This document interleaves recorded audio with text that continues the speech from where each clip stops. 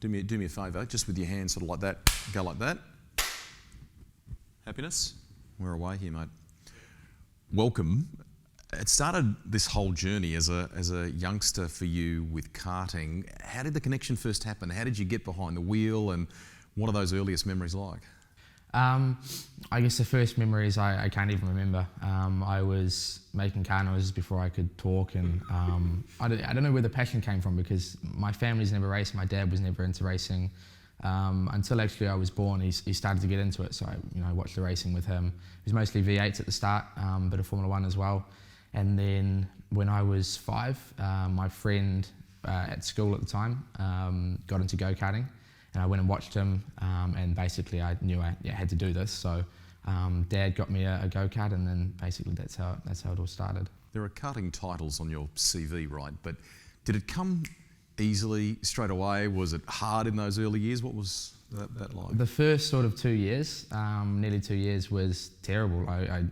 I came last pretty much every single time I went out there. I was literally battling for last every time, and I'd come in and be like, "Dad, the kart's slow, Dad, the kart's slow," and he'd be like, just thinking it's me.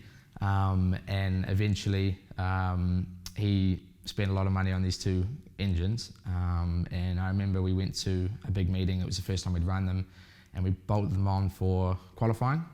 And I remember looking at him at the start just before I went out and kind of realising this is sort of the moment where we know if I just can't drive, or we actually have some pace. And we went out and we poled it. So and basically from then on, I won some early karting titles and sort of cadets in the first group, and then up until I was 12 years old, I think we ended up with 4 or 5 national karting titles. But I always wanted to race in Australia as well, in karting over there, because it's quite competitive over there, and a lot of my friends were doing it, but we could never afford it.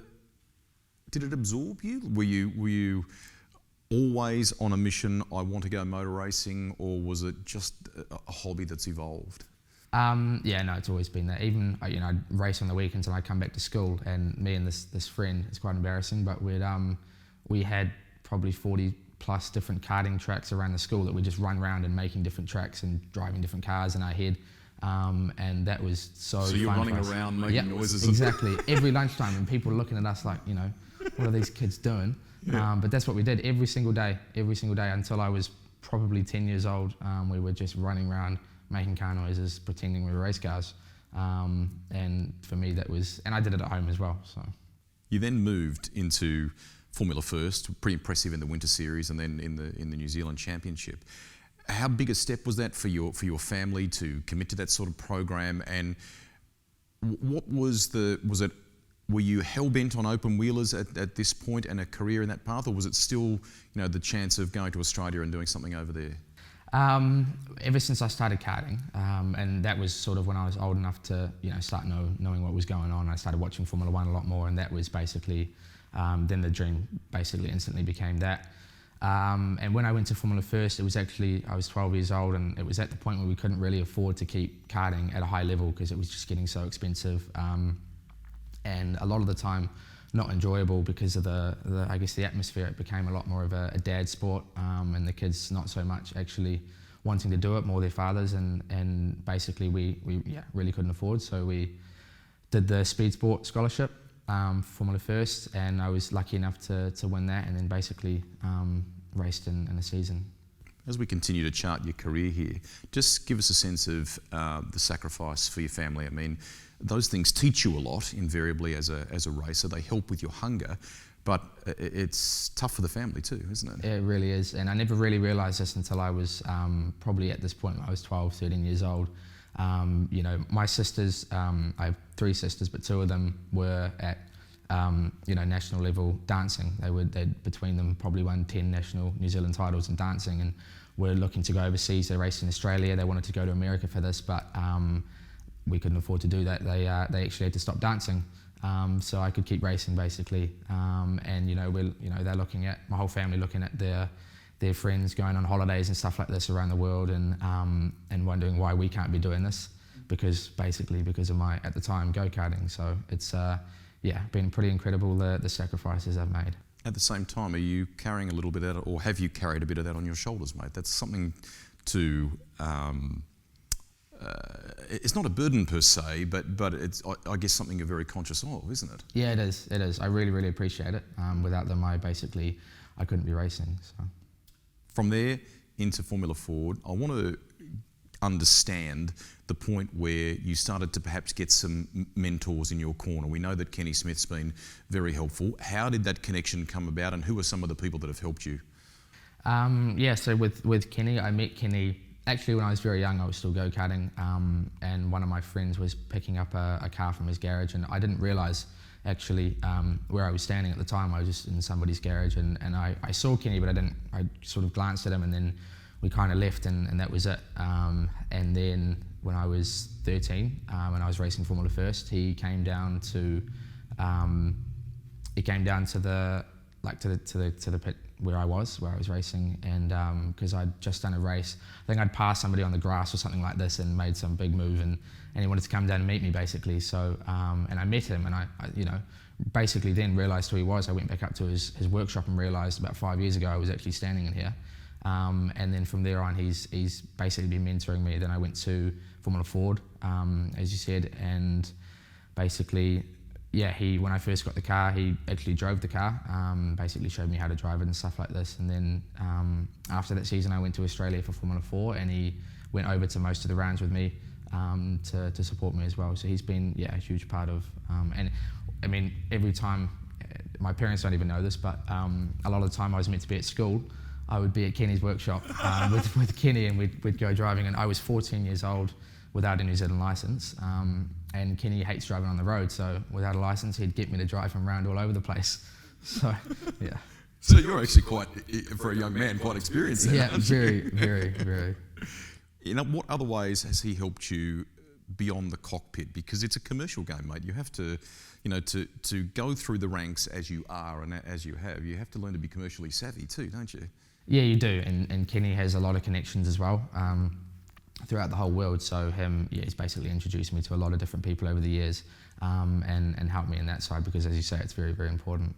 The results in Formula Ford, and as you continued into, even to get to Australia, you're then starting to get on the radar. You're impressing colleagues of mine that I knew in Australia at the time. Was that the moment, or is there a point where you thought, I can absolutely make a career out of this? Because perhaps in those early days there's an element of doubt. How can you stitch it together? How can you get the right backing and so on? But what was the point where you thought, this is definitely doable? Probably when I was 6 years old.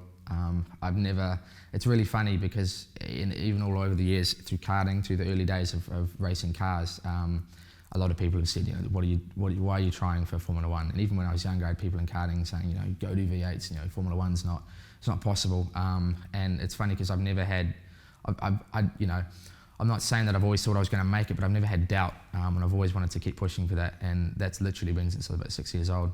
That's super impressive, mate. Not a lot of kids have that, or they take time to find that. You know what I mean? I love the fact that you've had this passion that has never waned, and I'm sure they've been in some incredibly testing moments, and you've just been hell-bent on that path. Yeah, it is funny. I don't know why, because as people, a lot of very respected people as well in racing, have even told me not to bother trying this. But I don't know. I just don't really listen, and I've never had doubt. So there have been, runner-ups in various championships, very impressive rookie year performances. When did the opportunity to go to Europe first come about, and how difficult was it to piece all that together?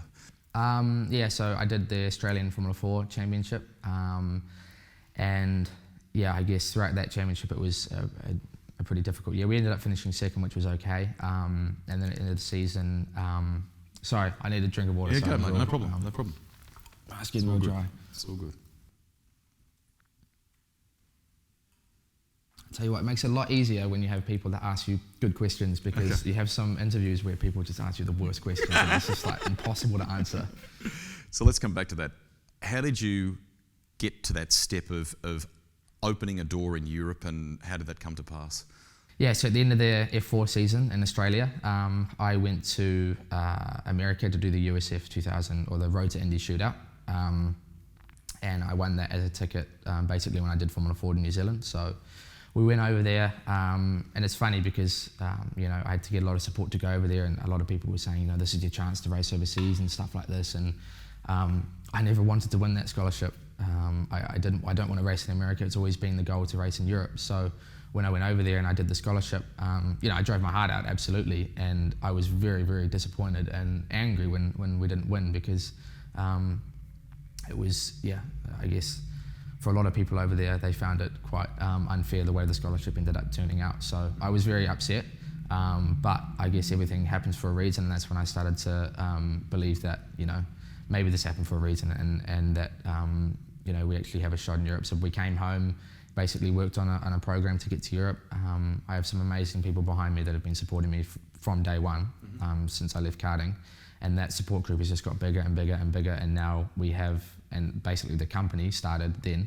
I have a company, like a Liam Lawson supporters company, with investors and sponsors and stuff like this that all, you know, put in money to try and get me overseas, and none of them are in it for any gain. They're all in it just to see me try and succeed. And I guess somehow we got the funds to go to Europe for the first time.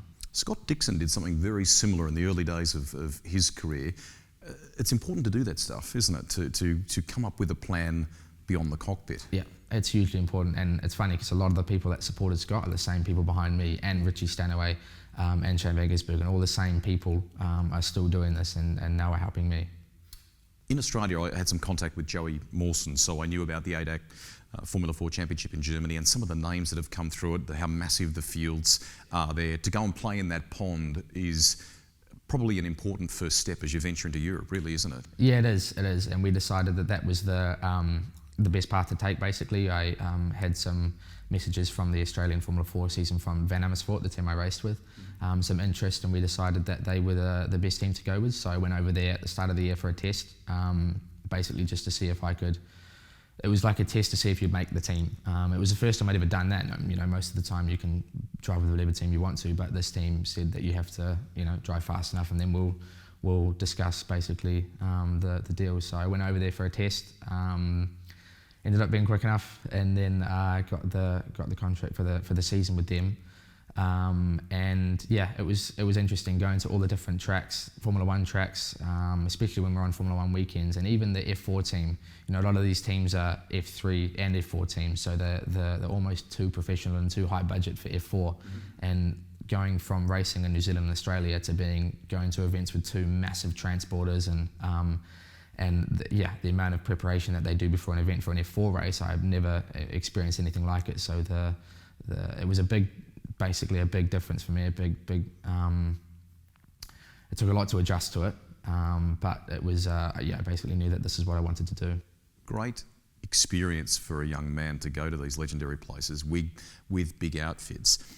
The thing that I'm interested in then is it's also a big difference from the size of the venue, the size of the places you've raced in this part of the world. You're up against kids then that are immersed in the system in Europe, have grown up around that sort of stuff. They can go home at night to their families and their friends. That's not something you can do. Has that part of it been hard? Yeah, it is. That's why people that are here this weekend are saying, you know, how the hell do you do these flights all the time back and forth? And you know, last year I didn't get to come home once during the year. We had a double program. The biggest gap I had between races was 3 weeks, and so there wasn't really enough time to come back to New Zealand. So I went over there in March, and I came home in, I think, October at the end of the year. So yeah, it's a big year to be that long away from your family. And I guess now that the first year when I did it with Van Amersfoort in Holland, that took a while to adjust, because also living in Holland, the place, the culture is completely different. So being a Kiwi, it's a bit different when you're from this far away from that place. So yeah, now that I've done it for 2 years, a little bit more used to it now, but it is definitely something that it took a while to adjust to. You've opened up then on the double program for 2019. I know you're a hard marker, so give us a report card on that and how you feel it went, and perhaps what the learnings are as you go into 2020. Yeah, it was my first season where at that level really in F3, and where it's a bit difficult to explain, but the politics and how that gets more so as you get up towards F2 and F1. But yeah, it was a very difficult year. You know, we worked really hard. I have a coach I've been working with for 2 years. We worked hard between each other, and also the team has worked extremely hard. But to go to every event and be, 2 seconds off pole, a lot of the time when you're driving as hard as you can can be pretty frustrating. So, yeah, it was a pretty difficult year, but I am very glad to have done it. I signed with Red Bull at the very start of the year, and normally you're deciding what teams you're driving with in October, November the year before. So it was very last minute. I got one of the last seats available, and yeah, it was basically straight into testing and straight into racing and learning how. The biggest thing was learning the Pirelli tyre, basically, because that's the same as you go up to F1, and trying to get the most out of the tyre in one lap, and also making it last throughout a race is something that was a big learning curve for me. So it was a big year, big learning year for me, but I'm glad to have done it, and I have a lot more experience now, having done two championships in 1 year. Having that Red Bull is a pretty prestigious thing in motor racing now. To be a part of that comes with a lot of pressure too, doesn't it? Yeah, it is. And when I first got signed with them, I couldn't believe it. It's something that, it's funny because ever since I've been younger and wanted to do F1, Red Bull's actually been, probably my favourite team, one that I've always wanted to race with, and I've always followed closely the years that Vettel was winning all his championships with them. I was, really, really keen on them. So it was pretty crazy to know that they'd offered me a contract, and I actually had probably 3 or 4 different options I could take, but I was straight away set on Red Bull. I didn't even want to know about the other ones. So that was pretty crazy. And yeah, I guess, sorry, I've completely forgot what. Oh, no, what was the question? The question is about being a part of the Red Bull family, how much that means to you, but also too, it comes now, they're such an impressive outfit. It does come with pressure, doesn't it? Yeah, it does. At the very start of the year when I first went over there, especially in FiA F3, there's 2 other Red Bull juniors, and they're both in different teams. So I was always watching what they were doing, and if they were quicker than me, and then I'd freak out and I'd panic, and I'd be thinking, what are Red Bull thinking? I'm not quick enough and stuff like this. Even if it's out of my control a lot of the time, where I can't go any faster because of whatever reason. There's a lot of limiting factors, and basically I think halfway through the year, it's something that I worked on a lot with my coach, to basically just try and take all the focus off all the what ifs and bad things, and just put it on positive energy, and make sure that I was focusing on what can I do to make myself better, and not worry about what other people are doing, because at the end of the day that just makes you drive slower. Final one for you. What's the immediate target? What's the 2020 target, and what's the 5-year plan in your mind? This year we're hoping to try and get back into FIA Formula 3 again, probably just do the one championship and basically go full focus on that. I'm not sure what team or how it's going to work yet. It's still all up in the air, but at the end of the day, what Red Bull decide is what goes. But yeah, it's important, because I get asked this question a lot, what are you going to be? You're going to be in Formula 1 in a couple of years and stuff like this, and it's like, it's really easy to get ahead of yourself and focus on things that are basically out of your control at the moment. So right now, just focused on this weekend and from these 5 weeks, and then we focus on making myself as best prepared as I can be for this year. And the ultimate goal is still Formula 1 and always will be. That's actually something we haven't spoken about, the TRS Series. That's a big tick locally on your CV, but you're back to play in that pond as well, aren't you? Yeah, it is. Obviously last year was pretty incredible to win in my first year. It wasn't expected, but I guess that's literally and in fact the Highlands weekend was basically what kickstarted my career. That's the weekend that got me the Red Bull contract. In fact, it was after that weekend, the day afterwards, that we had the offer from them, basically after the one race, the wet race 3. So yeah, it was a huge part of my career, and it'd be nice to come back and win it again, but that's not exactly what we're here for. We're here to use this 5 weeks as perfect training to go back to Europe and make sure I'm as best prepared as I can be. Good stuff, mate. Okay, do me a favour, just tilt your chair so you're facing straight down the barrel. I have 5 questions that are from Tony Quinn here from Highlands that I'll ask you. They're fun, piss-takey style questions, and it's kind of the first thing that comes into your mind, right? To give you an example, to prep you, one of them, he goes, if Tony died and left you all his money, what's the first thing you'd spend it on, kind of thing, right? So you can come up with something crazy, you'd spend it on who's your hero, that type of deal. So let me just see for 1 second where we have that standby.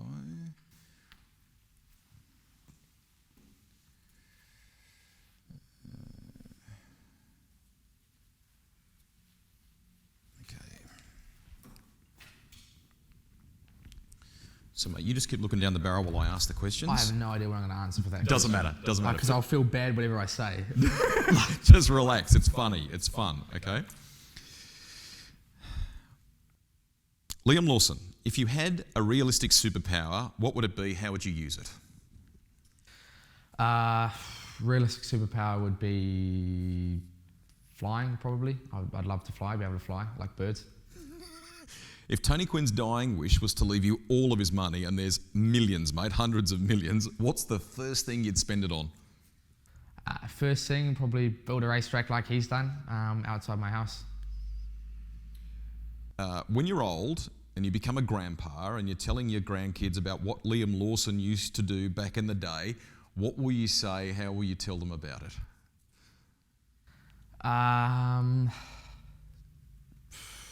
I have no idea. I don't know how. I don't. Would you just say you're a racing driver and you like going round and round? What would you say to them? Look at YouTube?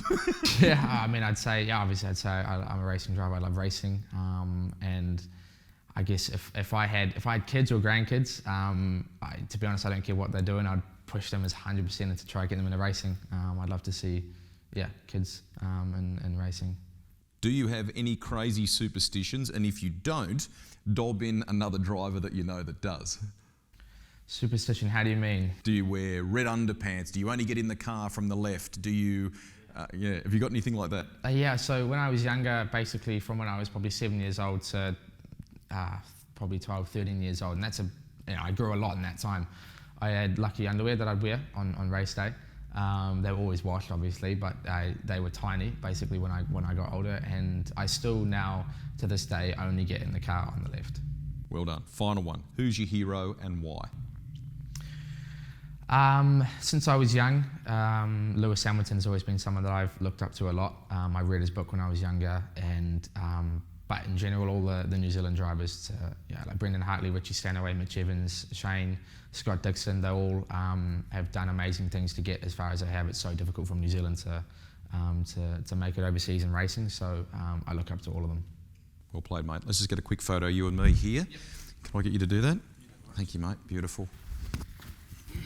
It's funny because I can talk normally, and then as soon as I put a camera in front of my face, I still get all nervy. Yeah, get all nervous. I can't talk properly, and like if you'd asked me half those questions, no, mate. You gave some insightful stuff, so don't overthink it. It's all good. It's all good. Let's come back and get the car in. Hey? Maybe even should we kneel down or something? I don't know. What are we going to do here? Yeah. Easy, mate. No problem.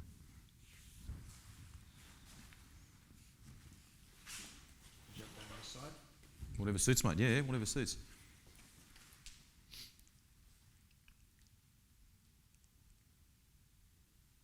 Awesome, mate. Right, we'll run you back because I know you've got to focus on your thing. That was awesome, mate. Really, really cool. All right. Pleasure. Grab your phone.